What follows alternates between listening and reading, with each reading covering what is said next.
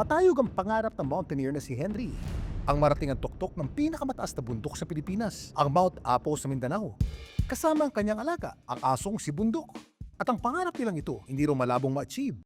Si Bundok kasi isang Philippine Forest Dog.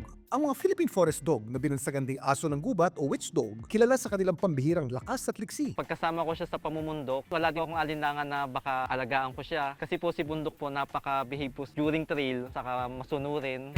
At nagsi-step by step na raw sila para sila'y sumakses. Sa ngayon kasi, ilang bundok na raw ang napagtagumpay ang akyatin ni Bundok. Si Bundok po, nakaakyat na po siya ng 14 mountain sa iba't ibang lugar dito sa Pilipinas. Minor and major na rin po, may mga dagat na rin po siyang napuntahan.